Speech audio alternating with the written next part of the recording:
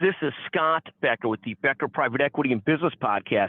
Here are 14 stories that we're following today, and I'll shorten some of these from our LinkedIn post so that they're more comfortable for a 5-7 minute podcast versus a 10-15 minute one podcast. So bear with me. Again, the first story we're following today is the markets fell again yesterday, but number two, the markets point up today.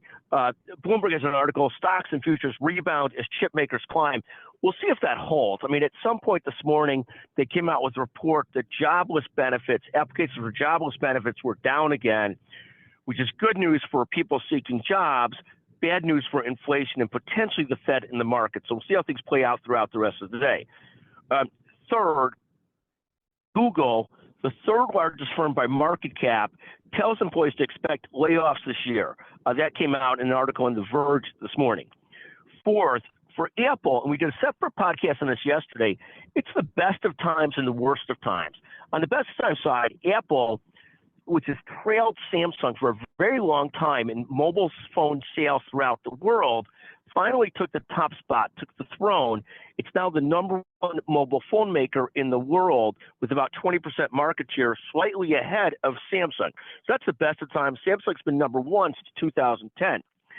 But the worst of times, Microsoft has now surged past Apple as the number one company in the world in terms of market capitalization and value, at least in the United States. So that's our fourth story. This story, I'll shorten this from our post. The three companies in the country that are largest by market cap are Microsoft, Apple, and Alphabet Google. Alphabet Google, of course, the one that we talked about a moment ago, looking at some layoffs. Just as a sneak peek, 4, 5, and 6 are Amazon, NVIDIA, and Meta Platforms, Facebook. And Sheryl Sandberg, the retiring board member from Meta Platforms, Facebook, deserves huge kudos for her career. We'll talk about that in a separate podcast.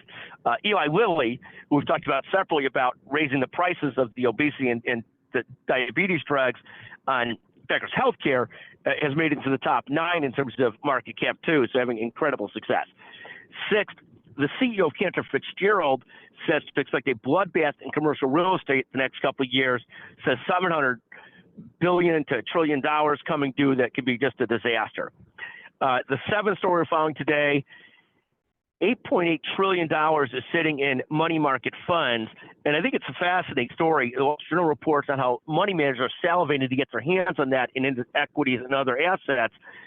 Fascinating to me, the wealth managers in our country, this great mix of some analytical skills, great personal skills, they're salesmen at collecting assets, and generally people with great personal skills are fun to be with.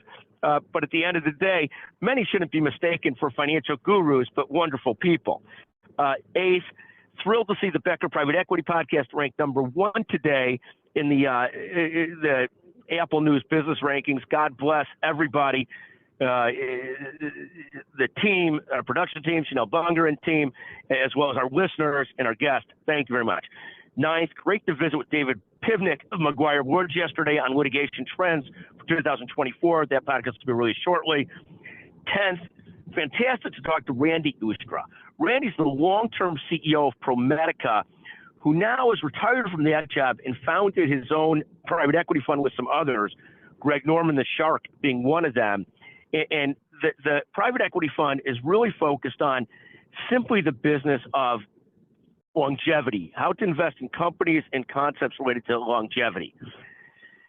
The 11th story we're following today, the 3 largest companies by revenue in the country right now are number 1, Walmart, number 2, Amazon, number 3, Berkshire Hathaway. Just as a preview, 4th is Apple, 5th is United Healthcare, 7th is CVS Health. 12th, the Middle East remains a potential powder keg. Aside from Israel, Hamas, you've now got the Houthis, throwing strikes and drones at ships in the Red Sea. You also had Iran and Pakistan lobbing bombs at each other the last couple of days. Nothing good generally comes from that in the long term.